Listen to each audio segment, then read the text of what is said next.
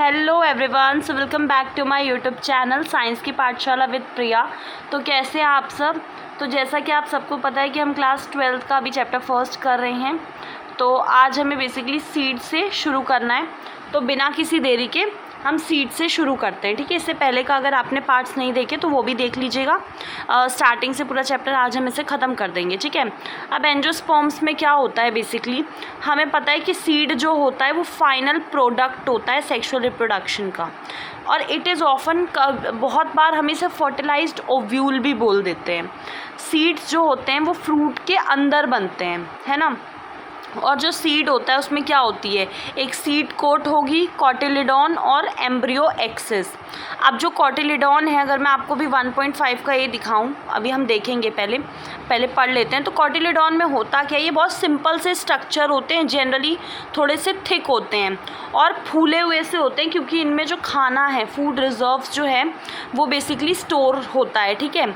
और mature seeds जो होती हैं वो या तो नॉन एल्ब्यूमिनस या फिर नॉन एल्ब्यूमिनस को ही हम एक्स एल्ब्यूमिनस भी कहते हैं। तो नॉन एल्ब्यूमिनस आखिर होता क्या है, तो जो नॉन एल्ब्यूमिनस सीड्स होती है ना, उनमें कोई भी एंडोस्पर्म बचता नहीं है, ठीक है। वो पूरी तरीके से कम्प्लीटली कंज्यूम हो जाता है जब एम्ब्रियो की डेवलपमेंट हो रही है। एंडोस्पर्म का क्या फंक्शन है, न्यूट्रिटिव फंक्शन है, न्यूट्रिशन प्रोवाइड करने का फंक्शन है डेवलपिंग एम्ब्रियो को।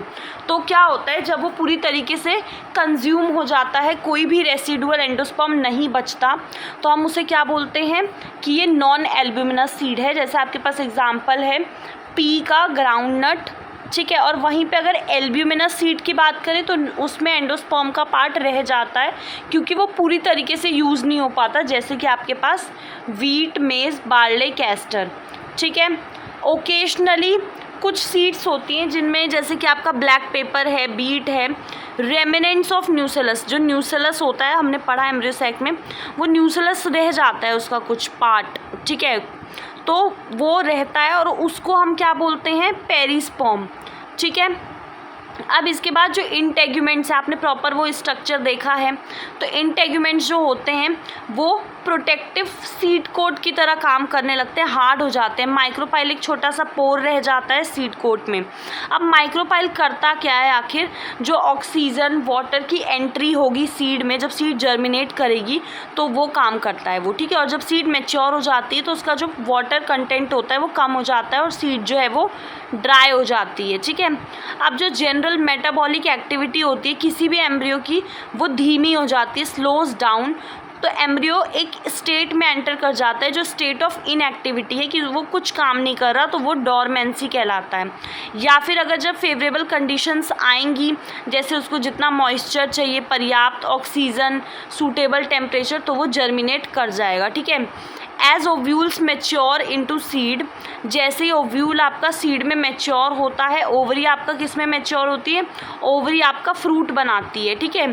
तो जो ट्रांसफॉर्मेशन है, ओव्यूल से सीड का बनना, ओवरी से फ्रूट का बनना, ये होते हैं साथ साथ, ठीक है। और जो वॉल होती है ओवरी की, वो आपकी फ्रूट की वॉल बन जाती है, उसे हम क्या बोलते हैं, पेरिकार्प। तो पेरिकार्प क्या होता है, ओवरी की वॉल होती है जो बेसिकली बाद में जाके फ्रूट की वॉल बन जाती है, तो उसे हम पेरिकार्प बोलते हैं। अब जो फ्रूट है, हो सकता है कि बहुत ज़्यादा फ्लैशी हो, जैसे कि आपने गुआवा, ऑरेंज खाया होगा, मैंगो खाया होगा, बहुत फ्लैश होता है ना, उसमें फ्लैशी होता है। या फिर सूखा सा, जैसे हम ग्राउंडनट खाते हैं, मस्टर्ड खाते हैं। बहुत सारे फ्रूट्स जो होते हैं वो बेसिकली क्या करते हैं, उन्होंने ना एक मैकेनिज्म इवॉल्व किया होता है, अपनी सीड को दूर दूर डिस्पर्स, मतलब फेंकना, दूर दूर वो करना, ठीक है। Recall the classification of fruits and the dispersal mechanism, आपने अगले क्लास में ये सब हमने पढ़ रखा है। अब देखिए, is there any relation between number of ovules in an ovary and number of seeds present in a fruit. तो इसके बीच में क्या कोई रिलेशन है, ये आप मुझे कमेंट सेक्शन में बताएंगे अगर आपको आ रहा है। अदरवाइज़ जितने भी बीच बीच में ये क्वेश्चंस हैं, इसकी एक सेपरेट वीडियो आएगी, ठीक है, जो हम इस चैप्टर के ख़त्म होने के बाद बनाएंगे, ठीक है। अब देखो, ज़्यादातर प्लांट्स में क्या होता है, बाय द टाइम जब फ्रूट आपका डेवलप होता है, आपको पता है कि ओवरी क्या बनती है, फ्रूट बनती है, और जो बाकी फ्लोरल पार्ट होते हैं वो डीजेनरेट होकर गिर जाते हैं। हालांकि कुछ स्पीशीज़ में क्या होता है, जैसे एप्पल, स्ट्रॉबेरी, कैश्यू, इन सब में क्या होता है, थैलेमस भी कंट्रीब्यूट करता है फ्रूट के फॉर्मेशन में। ऐसे फ्रूट को हम क्या बोलते हैं, फॉल्स फ्रूट बोलते हैं, ठीक है। और वो फ्रूट जो आपके सिर्फ ओवरी से बने वो ट्रू फ्रूट होते हैं। बाकी अगर ओवरी के अलावा थैलेमस वगैरह कुछ दूसरा कंट्रीब्यूट कर रहा है तो वो फॉल्स फ्रूट होंगे, ठीक है। हालांकि ज़्यादातर स्पीशीज़ में फ्रूट्स जो होते हैं वो फर्टिलाइजेशन का परिणाम होते हैं। कुछ ही स्पीशीज़ होती हैं जिनमें कि आपका, अब जैसे यहाँ पे आप देखिए, ध्यान से देखिए, यहाँ पे आपको क्या दिख रहा है, ये आपको 2 कॉटिलिडॉन्स दिख रहे हैं, यहाँ पे आपको माइक्रोपाइल दिख रहा है, ठीक है। जब आपने इनको देखा, ये देखो ये सीड कोट है बाहर, ये एंडोस्पर्म, ये कॉटिलिडॉन, ठीक है। उसके बाद आप यहाँ पे हाइपोकोटाइल वाला रीजन देखिए, रूट टिप, ये शूट एपिकल मेरिस्टेम, ठीक है। अब यहाँ पे आप इसको देखिए फॉल्स फ्रूट को, ये थैलेमस है, ठीक है, और ये सीड है, और ये आपका स्ट्रॉबेरी का दिखाया हुआ है। अब देखो in which fruit develop without fertilization, कुछ हमारे पास ऐसे भी होते हैं जिनमें कि फर्टिलाइजेशन के बिना ही डेवलप हो जाते हैं फ्रूट। उन फ्रूट्स को हम क्या बोलते हैं, पार्थिनोकार्पिक फ्रूट्स। ये बहुत इंपॉर्टेंट है, इसको याद रखिएगा, बनाना इसका एक एग्जाम्पल है। पार्थिनोकार्पिक को इंड्यूस करवाया जाता है थ्रू एप्लीकेशन ऑफ, मतलब जो ग्रोथ हार्मोन्स होते हैं उनके एप्लीकेशन के थ्रू इसको इंड्यूस भी करवाया जाता है। और ऐसे जो फ्रूट्स होते हैं ना वो सीडलेस होते हैं, उनमें बीज नहीं होती, ठीक है। अब देखो सीड्स जो है वो बहुत सारे एडवांटेज देता है किसको, एंजियोस्पर्म को। फर्स्टली सिंस रिप्रोडक्टिव प्रोसेस जैसे कि आपका पॉलिनेशन, फर्टिलाइजेशन, ये आपका पानी पे डिपेंड नहीं होता। सीड फॉर्मेशन ज़्यादा डिपेंडेबल होता है। Also seeds have better adaptive strategy, जो नया जहाँ नए हैबिटेट में जाएंगे वहाँ वो बहुत अच्छे से अपने आप को अडेप्ट कर पाएंगे and help the species to colonise in other area. आप जैसे देखते हैं ना कि हम कहीं रह रहे हैं, एक स्पेसिफिक इलाके के कुछ होते हैं पेड़ पौधे, और आप वही देखेंगे तो वो आपको दूसरी जगह भी मिलते हैं, तो वो कैसे वहाँ पहुँचे, डिस्पर्जल से, ठीक है, डिस्पर्जन हुआ है उससे पहुँचे हैं वो। As they have sufficient food reserve, जो यंग सीडलिंग होती है वो नरिश्ड रहती है जब तक वो खुद फोटोसिंथेसिस नहीं कर पाती, ठीक है, अभी छोटी सी है, अपने आप जैसे कि बच्चे हैं अपने आप चलना नहीं सीखेंगे तब तक पेरेंट्स ही उनको इधर उधर चला के ले जाएंगे ना, मतलब उठा के ले जाएंगे। तो ऐसे आप समझ सकते हैं कि इनके पास सफिशिएंट फूड रिजर्व्स होता है जब तक यंग सीडलिंग्स जो हैं वो इतनी कैपेबल ना हो जाएं कि वो खुद ब खुद फोटोसिंथेसिस कर पाएँ। जो हार्ड सीड कोट होता है ना वो बेसिकली यंग एम्ब्रियो को प्रोटेक्शन प्रोवाइड करता है। Being product of sexual reproduction, ये क्या जनरेट करते हैं, न्यू जेनेटिक कॉम्बिनेशन, जिसकी वजह से वेरिएशन आते हैं। अब देखो सीड की जहाँ बात हो, और सीड जो है हमारा जो एग्रीकल्चर होता है उसका एक बेस है सीड, बिना सीड के एग्रीकल्चर नहीं हो पाएगा एक तरीके से, ठीक है। डिहाइड्रेशन और डॉर्मेंसी जो है मैच्योर सीड्स का, ये बहुत ज़रूरी होता है अगर हम किसी भी सीड को स्टोर करना चाहते हैं, ठीक है, बाद में हम उसको फिर पूरे साल यूज़ कर पाएंगे, ठीक है। और अपनी अगर क्रॉप वगैरह अगले सीज़न में हमें उगानी है तो उसके लिए भी हम उसको यूज़ कर पाएंगे।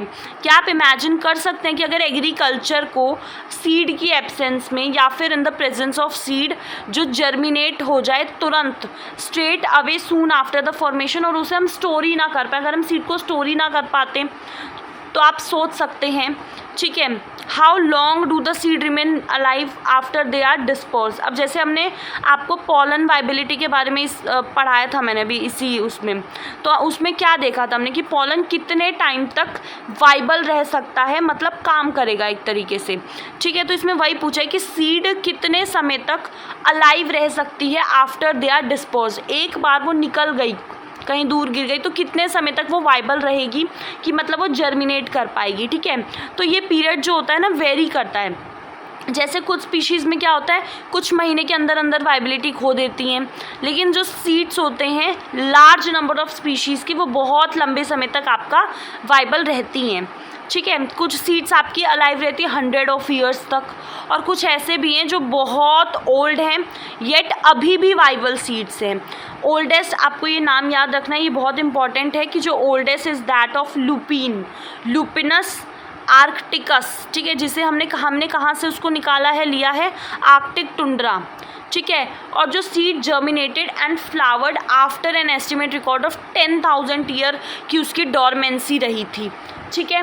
और अभी का एक रिकॉर्ड है रिसेंट 2000 साल पुरानी वाइबल सीड, वो आपकी कौन सी है, डेट पाम। उसके बाद फिनिक्स डेक्टाइलिफेरा, इसको डिस्कवर किया गया था ड्यूरिंग आर्कियोलॉजिकल एक्सकेवेशन, जब आपका जो एट किंग्स हेरोड का जो पैलेस था, उनका महल था, उसके पास नियर द डेड सी। ठीक है, ये वाला क्वेश्चन जो है, ये वाला हम नेक्स्ट उसमें देखेंगे क्योंकि ये वाले क्वेश्चंस हैं। ठीक है, अब हम आ जाते हैं आपका आज का लास्ट टॉपिक, जो कि है apomictic and apomixis and polyembryony. ठीक है, आप क्वेश्चंस की टेंशन मत लीजिएगा, इसके बाद मैं एक सेपरेट वीडियो बनाऊंगी जिसमें इंपॉर्टेंट क्वेश्चंस कौन से हैं और सारे क्वेश्चंस को हम डिस्कस करते हुए चलेंगे, क्योंकि 12th क्लास है तो बहुत इंपॉर्टेंट है आपके लिए। ठीक है,